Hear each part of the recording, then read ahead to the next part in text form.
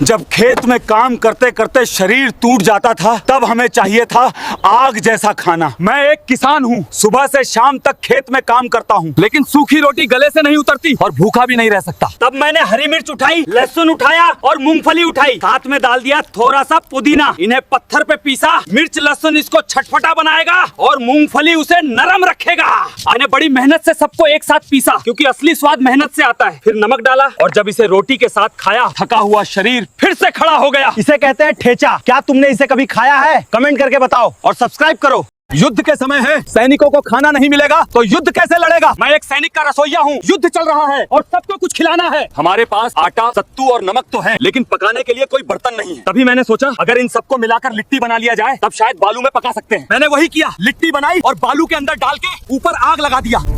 लिट्टी धीरे धीरे पक गए। जब हमने बालू हटाई, एक खुशबू फैल गया। फिर हमको पास के एक गांव से आलू और बैंगन मिल गया। उसे भी आग में भून के प्याज और मिर्च के साथ चोखा बना लिया। जब सैनिकों ने इसे खाया तब बोला, ये तो कमाल का खाना है। ये सिर्फ खाना नहीं था, ये सैनिकों की ताकत थी। वीडियो अच्छा लगे तो लाइक कमेंट कर देना और भारत माता के लिए सब्सक्राइब कर देना।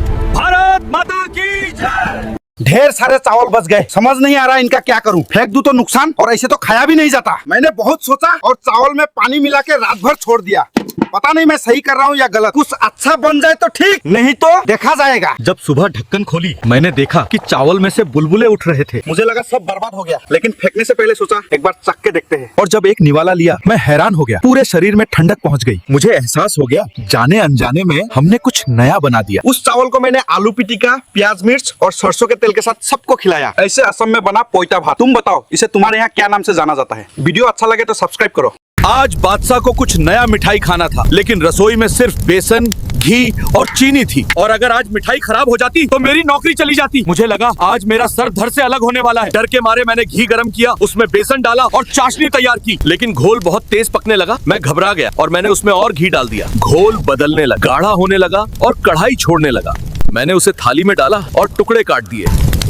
राजा को खिलाया। राजा मुस्कुराए और बोले, इसका नाम होगा मैसूर पाक। और एक गलती से इतिहास बन गया। क्या तुमने इसे कभी खाया है? कमेंट में बताओ। वीडियो अच्छा लगे तो लाइक और सब्सक्राइब करो। गांव में इतना दूध होता था कि सब बेच भी नहीं पाते थे। अगर दूध फेंक देते तो बहुत बड़ा नुकसान हो जाता। इसलिए हमने दूध को बचाने का तरीका निकाला। दूध को कढ़ाई में डालकर धीरे धीरे घंटों तक पकाया। ऊपर मलाई जमती रही, हम उसे किनारे लगाते रहे। दूध गाढ़ा होता गया और स्वाद बढ़ता गया। अब उसे चखा तो एक नई मिठाई बन चुकी थी। इसे कहते हैं रबड़ी। दूध बचाने का सबसे स्वादिष्ट तरीका।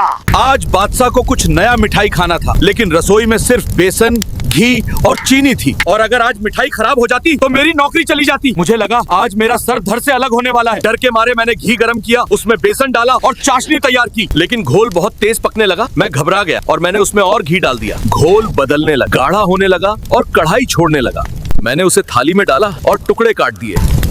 राजा को खिलाया। राजा मुस्कुराए और बोले, इसका नाम होगा मैसूर पाक। और एक गलती से इतिहास बन गया। क्या तुमने इसे कभी खाया है? कमेंट में बताओ। वीडियो अच्छा लगे तो लाइक और सब्सक्राइब करो। आज बादशाह के लिए खास मिठाई बनानी थी, लेकिन रसोई में ज्यादा कुछ नहीं था।